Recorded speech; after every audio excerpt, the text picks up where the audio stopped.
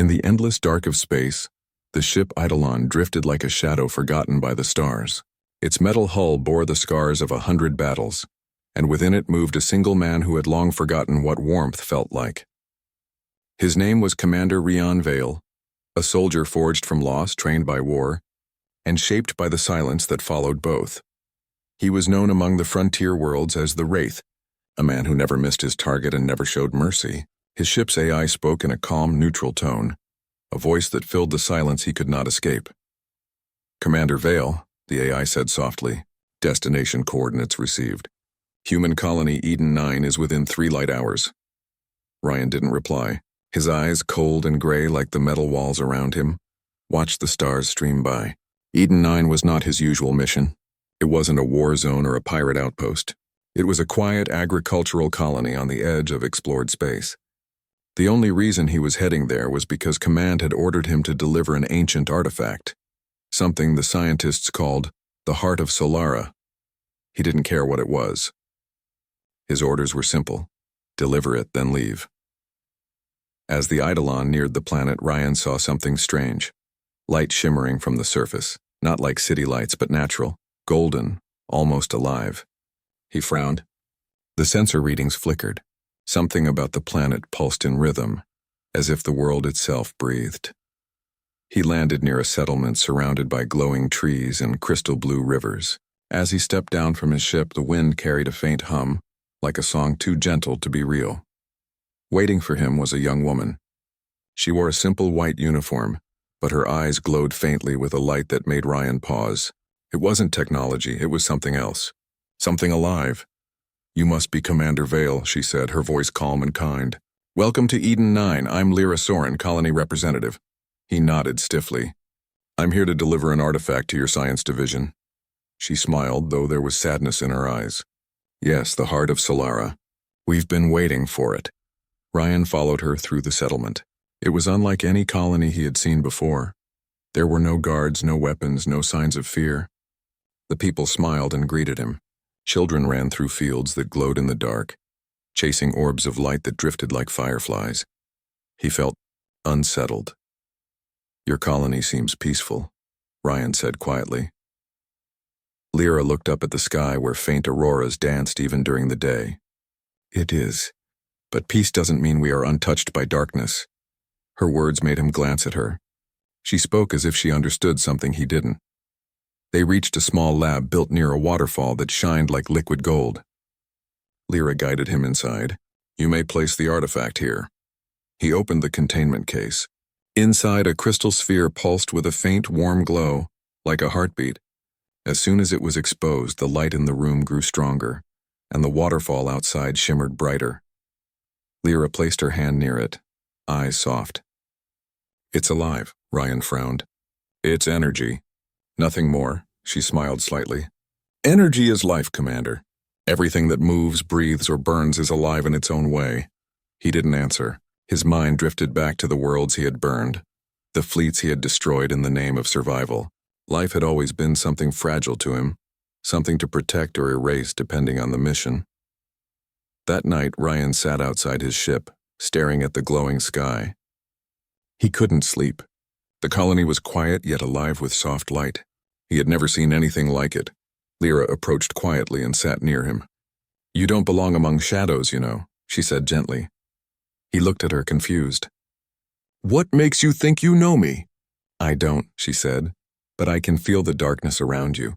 It's heavy, like you carry every life you've taken." Ryan's jaw tightened. "You shouldn't speak of things you don't understand." She didn't flinch. Instead, she looked toward the stars. "Maybe, but I understand pain. I lost my brother during the border wars. He fought under a commander they called the Wraith." Ryan froze. The air between them went cold. Her gaze met his. "That was you, wasn't it?" He didn't answer, but the silence said everything. Instead of anger, Lyra's eyes softened. "He died protecting his people. I never hated the one who killed him. I only hoped one day that person would find peace too." Ryan couldn't understand her calm. No one ever spoke to him without fear or hate. "Why would you forgive me?" he asked bitterly. "Because hate only feeds darkness," she said softly, "and I think you've lived in darkness long enough." Her words hit deeper than any bullet. For the first time in years, Ryan felt something strange, a weight in his chest, something that wasn't guilt or anger. He didn't know what to call it. Days passed. Ryan repaired his ship, but he found himself staying longer than planned. He helped the colonists fix old machinery, escorted their transport convoys, even taught their defense teams better tactics. Lyra was always there, quiet, kind, patient. She showed him the gardens that glowed at night, the animals that sang to the stars, the way light itself seemed to respond to joy. Every time she smiled, the world around her seemed brighter. He didn't understand it, but he wanted to. One evening, as they stood near the heart of Solara, Ryan asked, "What is this thing really?" Lyra looked at it thoughtfully. It said to be a fragment of a dying star, a piece that still remembers warmth. Long ago, humans found it and carried it with them to remind them of what they are capable of, creating light in the darkest places. Ryan stared at the crystal. A piece of a dying star. "Yes," she said softly, "but it still shines, like people do, even after everything." He turned to her, studying the gentle glow in her eyes. "You believe people can change?" She nodded. "If they want to." Ryan looked down, his voice low. "I don't know if I can." "Then stay a little longer," she whispered. "Maybe you'll remember what light feels like." He didn't promise, but he didn't leave either. As the days turned into weeks, the Eidolon stayed docked, and Ryan found himself lighter. He laughed once, awkwardly but real. The colonists no longer looked at him with fear, and when he spoke, his voice no longer sounded like an echo of steel.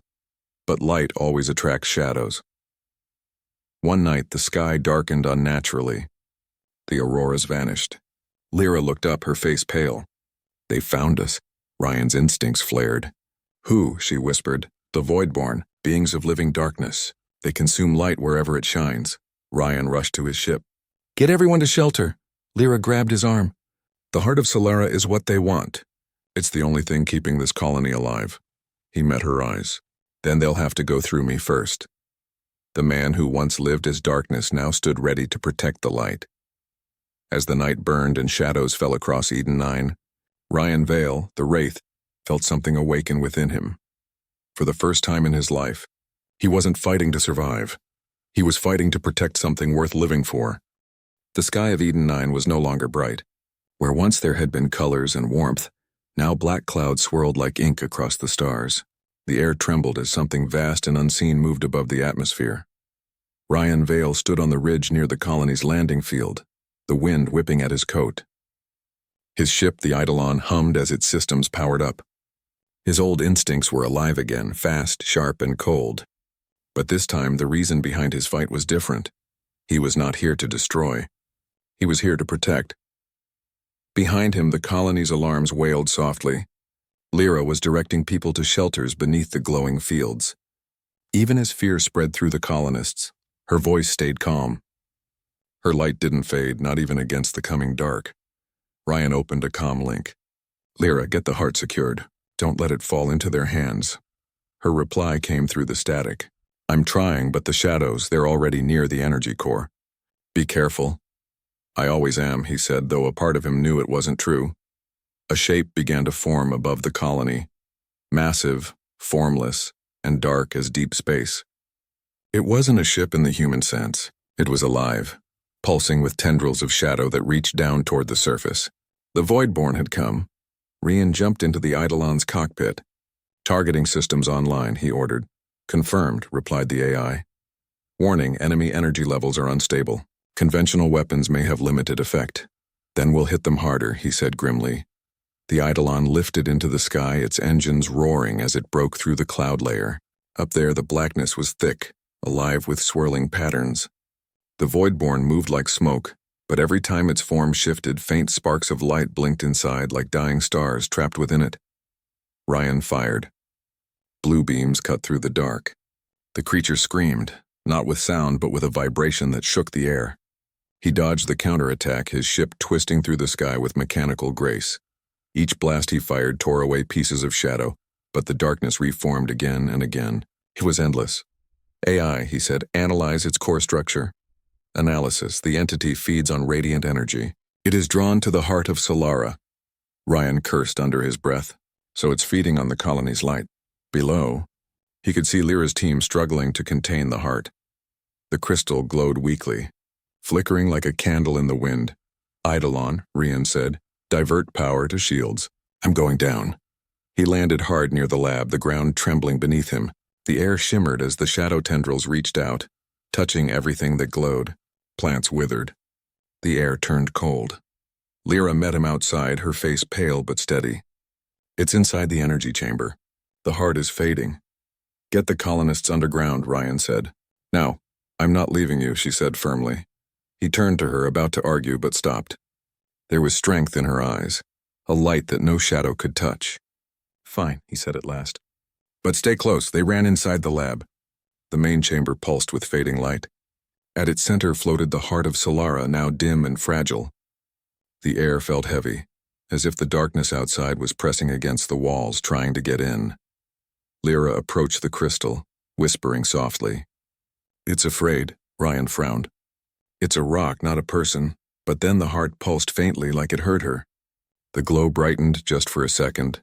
She smiled sadly. Everything alive feels fear when darkness comes. The walls cracked. A tendril of shadow burst through, twisting toward them. Ryan drew his plasma rifle and fired, the bolt burning a hole through the darkness. It shrieked and recoiled.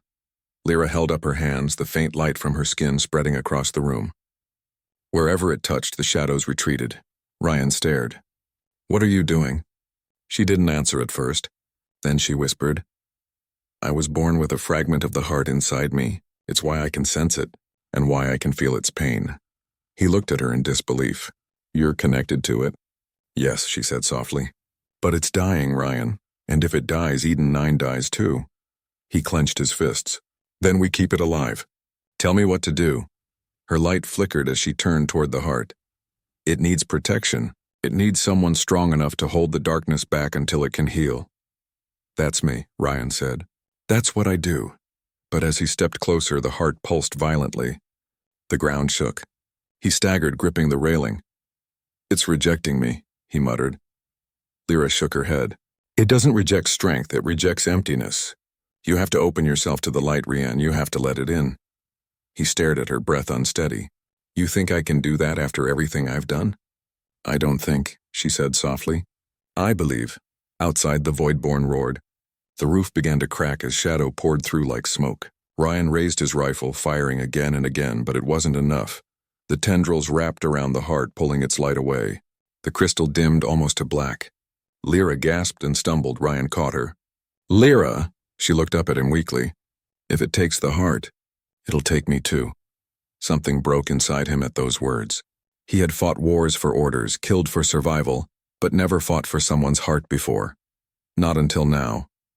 Ryan dropped his rifle and stepped forward. "Then it'll have to go through me first." He reached out, his hand touching the heart. The moment he did, pain tore through him like fire. The light tried to push him away, but he held on. Memories flooded his mind, every death, every scream, every flame he had caused. The darkness inside him rose up, whispering that he didn't deserve light, that he was made to destroy, not to save. But then he heard another voice. Lyra's. "You are more than what they made you, Rian. You are more than the wraith." Her hand covered his, and for a moment her warmth cut through the pain. The heart flared, its light spreading through them both. Outside, the sky exploded with color. The Voidborn screamed as beams of golden light tore through its form. Ryan felt the darkness inside him burn away, not destroyed, but changed. The heart pulsed faster, brighter, alive again. The shadows retreated, the tendrils pulling back into the sky. The great dark shape shuddered once, then broke apart into fading dust. Silence fell. Ryan collapsed to one knee, gasping for breath. Lyra knelt beside him, her light dim but steady. "You did it," she whispered. He looked at her, eyes wide. "No, we did." Outside, the stars shone brighter than ever. The colony's fields began to glow again, flowers blooming under the new light. Rian stood slowly, his body trembling. "Is it over?" "For now," Lyra said. "The Voidborn feed on despair. As long as hope lives, they can't stay." He looked at her for a long time. The woman who had once been a stranger was now the reason he still stood. "You said you could feel the heart," he said quietly. "What does it feel now?" She smiled faintly. "It feels safe." For the first time, Ryan smiled too. A small, uncertain smile, but real. He didn't remember the last time he had done that. That night, the colony celebrated their survival. Lyra sang with the children under the glowing sky, while Ryan stood apart watching her. The sound of laughter was strange to him, almost unreal. He turned to the heart of Solara, now resting quietly within its chamber. The light inside pulsed gently, matching the beat of his own heart. For the first time in his life, Ryan Vale felt something more powerful than war. He felt hope. But deep in orbit, beyond the reach of the colony's light, a faint echo moved through the stars. The remnants of the Voidborn drifted silently, carrying whispers of rage. The darkness had been pushed back, not destroyed, and soon it would return. Ryan didn't know it yet, but his fight was far from over. The darkness wasn't just in the stars, it still lived inside him. And to save Eden 9 forever, he would have to face the deepest shadow of all. The days that followed the battle were quiet. The sky above Eden 9 glowed again, filled with bright ribbons of color that danced through the night. The colonists rebuilt what was damaged, planting new fields that shimmered faintly under the starlight. The heart of Solara, now restored, pulsed gently at the colony's center, spreading warmth and calm through the land. Ryan Vale walked among them, but he still felt like an outsider. The people greeted him with respect and gratitude, yet he wasn't used to kindness. Every thank you made him uncomfortable. He didn't feel like a hero. Heroes were people who had always known light. He was someone who had lived too long in the dark. Sometimes he watched Lyra as she worked with the colonists. Her laughter filled the air like music. Children followed her everywhere, drawn by the glow that seemed to follow her steps. Ryan didn't understand how someone could stay so gentle after seeing so much pain. But whenever she looked at him, something inside him softened. Something he thought he had lost forever. One evening, as the sun sank into the glowing horizon, Lyra found him sitting near the cliff that overlooked the valley. The wind was cool and the sky shimmered with faint gold. "You always sit here," she said quietly, taking a seat beside him. "Are you waiting for something?" He shrugged. "Maybe I'm waiting for the darkness to come back." She smiled faintly. "You talk as if light never lasts." Ryan looked down at his gloved hands. "In my life, it never did. Every world I fought for eventually burned. Every friend I tried to protect, gone." Lyra was silent for a moment. Then she said softly, "Maybe this time it will be different." He wanted to believe her, but before he could answer, the ground trembled slightly beneath them. The air grew colder. Ryan stood up instantly, his instincts snapping to attention. "What was that?" he asked. Lyra frowned. "I don't know. The sensors didn't show anything unusual today." Ryan tapped his communicator. "Eidolon report." The ship's AI replied, "Energy spike detected at the edge of the system. Origin unknown. Pattern matches residual Voidborn signatures." Lyra's face paled. "They're back?" Ryan's eyes narrowed. "No. This feels different, smaller, focused." He looked toward the sky. The stars above shimmered faintly, and one of them blinked just once, like an eye opening in the dark. Hours later, they gathered in the command hall. The colony's scanners displayed a faint object drifting toward the planet. It was small, maybe the size of a shuttle, but it emitted the same kind of dark energy that the Voidborn had used. Ryan stood with his arms crossed. Could it be one of their fragments? Lyra nodded slowly.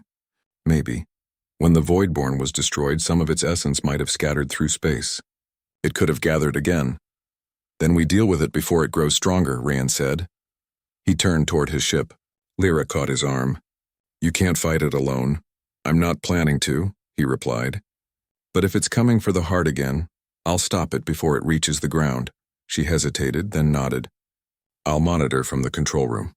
"Be careful, Ryan." He looked at her for a long moment. "I will." As he walked away, she whispered something under her breath, a prayer to the light. The Eidolon broke through the atmosphere, climbing high above the shining world. Ahead, floating in the darkness, was the object, a sphere of shadow surrounded by faint cracks of pale blue light. It pulsed, sending ripples through space like a heartbeat gone wrong. "AI," Ryan said. "Scan it." "Energy reading unstable," the AI replied. "Object appears to contain human biosignature." Ryan froze. "Repeat that." "Confirmed." "Human life detected within the anomaly." His pulse quickened. "Open a visual." The screen flickered, revealing a faint figure inside the shadow. A man, motionless, floating. The face was blurry, but Ryan felt something familiar about it. A memory, deep and painful, stirred within him. AI, he whispered. Compare facial data with military archives. Match found, the AI said softly. Subject, Captain Arden Vale. Ryan's blood ran cold. Arden Vale, his brother. He gripped the control console. That's impossible. He died 15 years ago. Records confirm death in the siege of Corvus 4, the AI said. However, genetic and facial data match at 99.9%. Ryan stared at the screen, unable to speak. His brother, the man he had buried in his memories, was alive, trapped inside a fragment of the Voidborn. The AI's voice broke his silence. Warning! Energy levels rising. The entity appears to be waking. Ryan's hands trembled. He opened the comm link to the colony. Lyra, it's my brother. He's inside that thing. Her shocked voice came through. Your brother? But how? I don't know, Ryan said. But if the Voidborn infected him, he could be dangerous. He turned the ship toward the sphere. I'm going in. Ryan, wait. Lyra's voice was urgent. You can't just... He cut the channel. I have to. The Eidolon extended a docking tether and attached it to the sphere. Ryan suited up and stepped into the airlock. The moment he entered the shadow, he felt the coldness of it seep into his bones. It was like stepping into the memory of fear. Inside, he found his brother, suspended in midair, surrounded by faint threads of light and dark. Arden's eyes opened slowly, glowing faintly blue. Ryan, the voice was soft, hollow. You came. Ryan floated closer. You're alive. I thought I lost you. Arden smiled weakly. You did. The Voidborn found me in the wreckage. It offered me power, a way to survive. But it took everything from me in return. Ryan's heart ached. Then let me bring you back. You can't, Arden said. It's part of me now, and soon it will awaken again. The darkness never dies, Ryan. It just finds new hosts. No, Ryan said firmly. I won't lose you again. Arden's voice trembled. You can't fight it forever. Even you carry its mark. I can see it in your eyes. Ryan's chest tightened. He remembered the fire that had burned inside him during the battle. The same energy that had let him touch the heart without dying. Maybe his brother was right. Maybe part of the darkness had stayed within him too. But then he remembered Lyra's words. You are more than the darkness. He clenched his fists. If the Voidborn lives inside us, then so does the light. And I'll prove it. He reached forward, grabbing his brother's hand. The shadows around them flared, twisting and screaming. Pain surged through Ryan's arm, but he held on. The light from the heart of Solara, faint but present, glimmered in his memory, guiding him. Outside, the colony's sensors went wild. Lyra stared at the screens. He's connected to it. He's trying to pull his brother free. She closed her eyes and whispered, Please let the light guide them. Inside the sphere, Ryan felt the darkness pushing back. It whispered cruel things, his failures, his regrets, the lives he had taken. But through it all, he heard Lyra's voice, calm and steady. You can still choose the light. He shouted through the pain, You're not taking him. You're not taking us. The darkness cracked. The sphere trembled. A burst of golden light exploded from within, spreading across the sky. When the light faded, Ryan and Arden lay on the Eidolon's deck. Arden was alive, weak but breathing. The shadow had vanished. Welcome back, Ryan said softly. Arden managed a smile. You always were too stubborn to let go. Ryan laughed, a sound that felt strange but good. Guess that runs in the family. They returned to Eden 9 together. When the ship landed, Lyra was waiting. She ran forward as the ramp lowered, her eyes shining with tears. You did it, she whispered. Ryan looked at her, his voice quiet. Not alone. I couldn't have done any of this without you. She smiled and placed her hand over his chest. Then remember this, darkness will always exist, but so will light. And every time you choose the light, you win. He took her hand gently. Then I'll keep choosing it. Every day. As the heart of Solara pulsed behind them, the night sky brightened once more. The colony sang with life, laughter, and peace. For the first time, Ryan Vale, once known as the Wraith, understood what it meant to live, not just survive. He had faced the deepest shadow and found love waiting beyond it. He was darkness once, But now he was learning to love the light that shines softly from her heart.